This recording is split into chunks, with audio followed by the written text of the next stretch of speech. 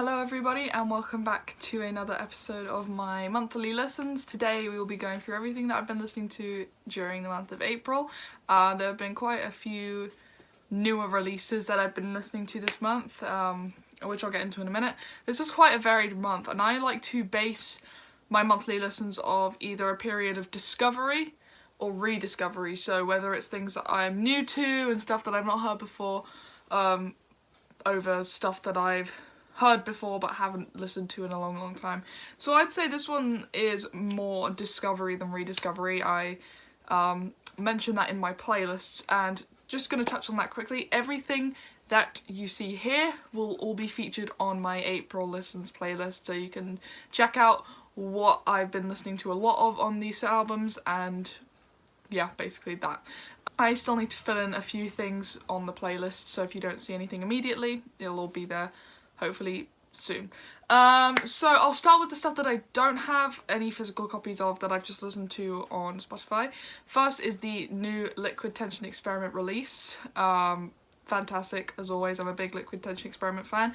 Ever since I've been listening to Dream Theater and stuff like that, I like checking out side projects, and to see also Tony Levin being in this band or in this supergroup, it's awesome. Such a great record. They've released some really good stuff. If you've not heard of them, they are absolutely fantastic, so give this a listen if you haven't yet. It's quite a long one, so sit down. Have time to sit down and absorb it. So the next one that I don't have any physical copies of as of now are these two transatlantic records, which have been highly requested of me to listen to, and I finally got around to them.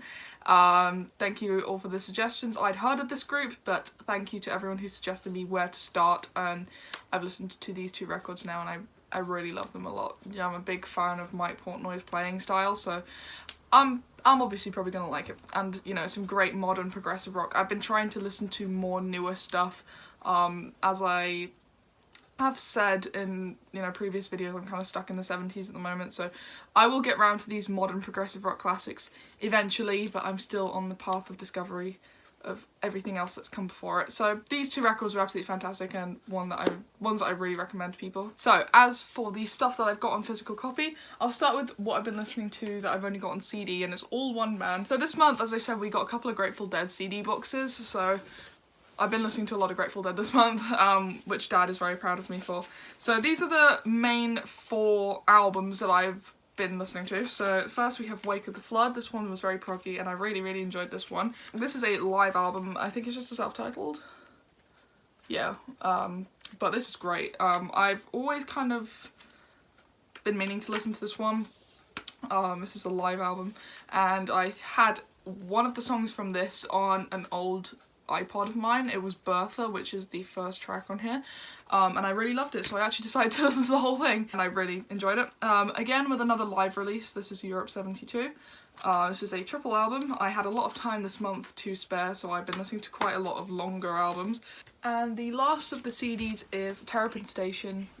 This is personally my favourite of their releases, and yeah, this was one that I've been listening to a lot previously, but I only really kind of got into it this month. But yeah, all of these are from the got the box sets here, the Golden Road and the Beyond Description box sets, which me and my dad will be doing a box set showcase for at some point. Okay, now on to the vinyl stuff that I've been listening to.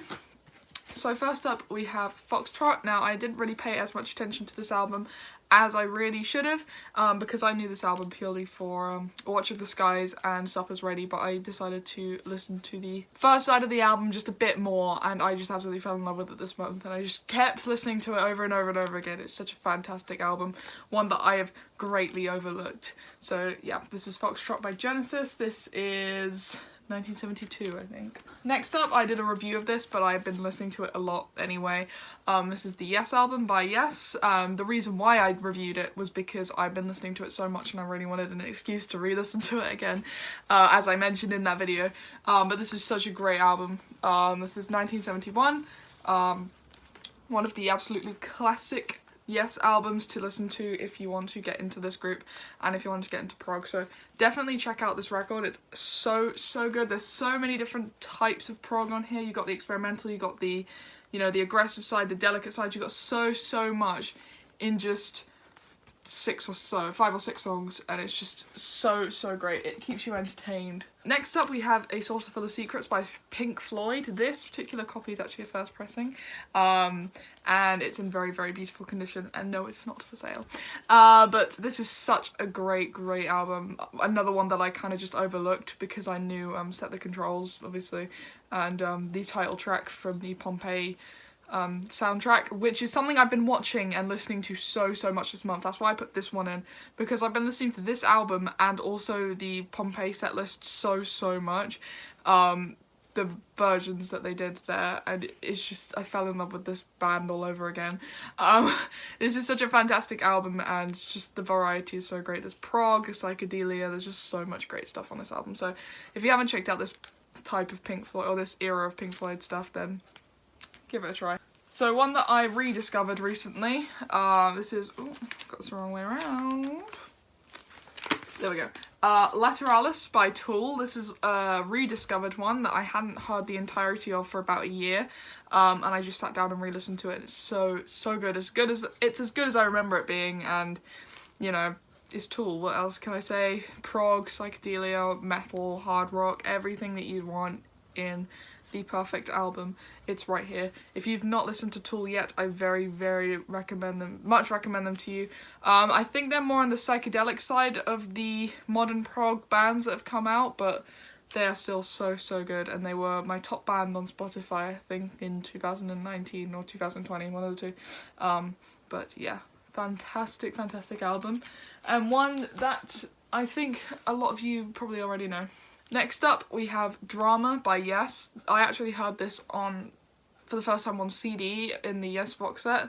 I loved this album. Like, I was making my bed actually while I was listening to it for the first time, and I kind of stopped like part way through just to kind of stop and listen to it, but it is very good, and it's one that I recommend to people who who've listened to the early Yes stuff and the kind of up to about 77, 78 stuff and want to, you know, see how they were doing in the 80s. This is a great place to start, because this is just 1980. And yeah, it's a fantastic record, and there's so many differing opinions on this, but I really liked it. I'm, you know, open to bands switching up their lineups, trying out different sounds, all that kind of stuff. That's what keeps music interesting. So this is such a fantastic album, and one that I recommend to all of yous out there.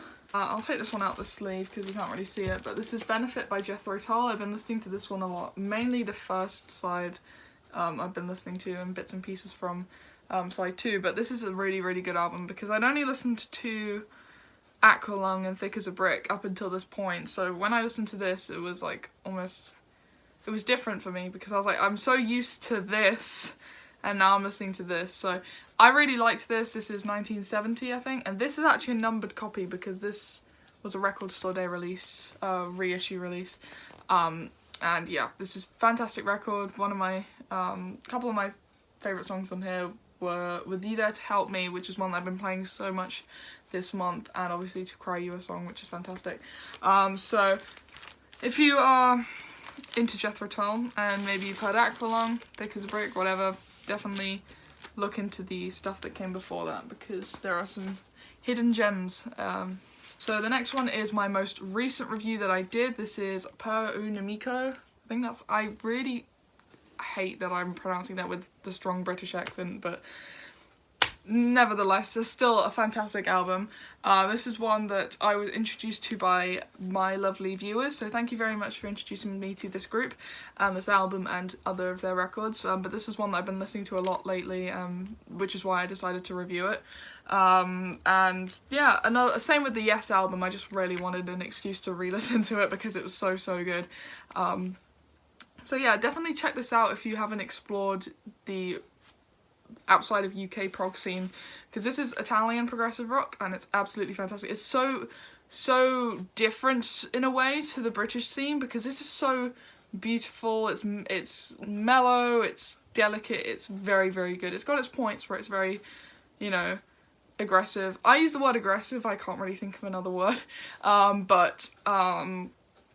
yeah, this is just so good, and I'm yet to discover more into the Italian progressive rock scene because what I've heard so far, I've really loved. I've seen some lists on YouTube of people's favourite prog songs or prog albums, and a lot of Italian stuff comes up, so I'm gonna probably check that out at some point, because yeah, I need some stuff to, newer stuff to listen to. Well, not new, but stuff that's new to me, at least. Next up, we have obviously The Lamb Lies Down on Broadway, which I did a review of earlier in the month.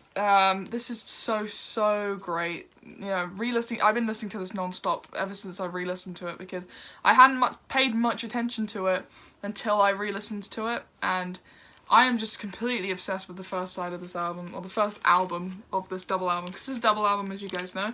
I've just, you know, been listening to it on repeat. In particular, I've been listening to Carpet Crawlers and also In the Cage. Those are two that I've been listening to a lot lately, and it's such a great album. I've kind of overlooked it in a way, because I'm really much Nursery Crime and Selling England by the Pound fan, so this was like a different turn for Genesis, and I really liked that approach to this album. You know, there was just completely new things happening in this album, things that I hadn't really heard in previous Genesis albums, but there were points where it almost sounded like Nursery Crime, and bits where it sounded like Selling England and stuff like that. But overall it was kind of like a newer sound, something that I wasn't familiar with, and I'm absolutely fine with that, because, you know, I love when bands, as I said, they take a different approach.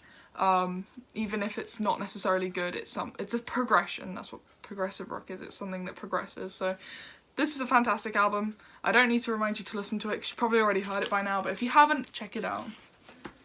It's got if you like Pink Floyd, it's got a similar structure to The Wall, so if you're used to that kind of structure, you'll probably like Lamb Lies Down on Broadway as well. Alright, next one I'm going to take out of this. So this is the self-titled Hatfield and the North record. This is some Canterbury scene progressive rock.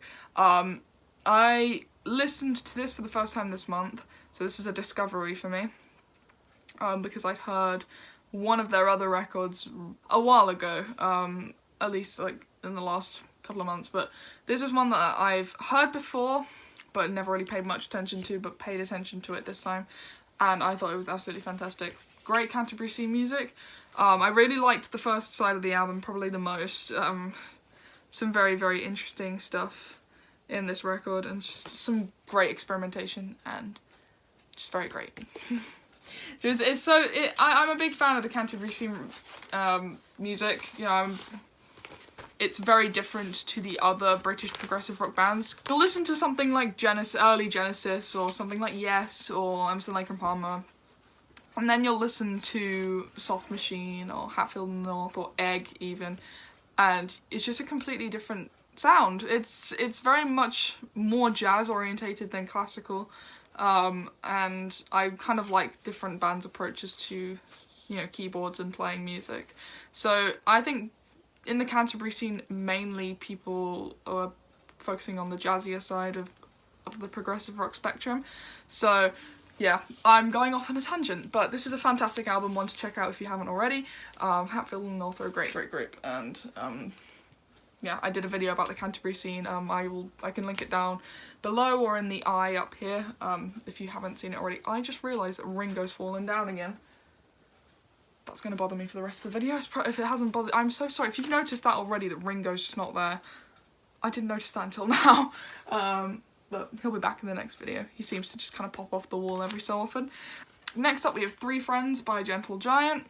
I've been listening to this album for about a couple of months now, but it's just completely grown on me, and I fell in love with it completely this month. I mean, I was listening to it over and over again.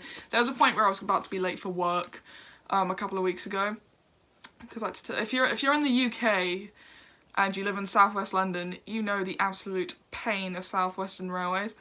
They cancelled all the trains one Sunday, and so I had to take a rail replacement bus, which is just a bus that follows the same route as the train would, but it's just a lot longer because you're on the road rather than on a train track. And I was about to be late because the bus was late, and I just decided to just spin this album, well not spin, I'd listen to this album, and I just felt just completely at ease, like, okay, I can stop panicking now because I I'm not going to be too overly late. But this is just a great album. One to check out if you haven't already. Gentle Giant are a fantastic group. I don't think I actually need to tell you guys this because, you know, I'm a big Gentle Giant fan. A lot of you guys are out there. And it was you guys who kind of introduced them to me, but through my top 10 prog albums list that I did months and months ago. It was one of my first videos, which is actually my most popular video. By the way, thank you so much for over 100k views on that. I didn't include things like Van der Graaf Generator and Gentle Giant, and I was introduced to those by you guys and also my dad, who knew about them. Up to the Last Album, which is another one that I reviewed this month. We have Tubular Bells by Mike Oldfield. This is a very fancy copy that I've got here. This is a deluxe edition, or an anniversary edition of some sort. And, you know, I don't really have to say much about Tubular Bells because it's just a masterpiece and all of you know that.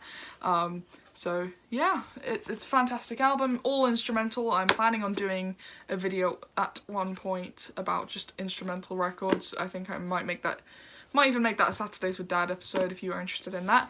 But this is definitely one of my favourite instrumental albums. So that is the end of the video, and I know I don't usually upload on Sundays, but I've been trying to film my monthly listens and upload them on the 1st of every month. It just makes sense to me to upload them on the 1st of every month because that's like a solid conclusion of a month. And as I said, I have been doing monthly playlists for each month, and I update them regularly. So I'm going to start the May one now very soon. God, we're already in May. I'm going off to uni in September. This is all going so quickly. But yeah, there's a lot of uploads coming out soon, purely because I've got a load of time now. And it'll be great to just kind of upload loads of YouTube videos for you guys. Not so much that I run out of ideas, although I don't think I will, because I've got a lot planned for you guys. I've kind of just been sitting down with my boyfriend and my dad, and we've kind of been brainstorming some new ideas for my channel. I know Johan's not really featured that much on the channel as of now, but I'm hoping to have him on more regularly when he can actually come and sit here in my room with me and we don't have to sit outside. So yeah. Plenty of exciting things coming to you guys very soon, and yeah. See you guys tomorrow for another episode of Prog Mondays. Bye bye.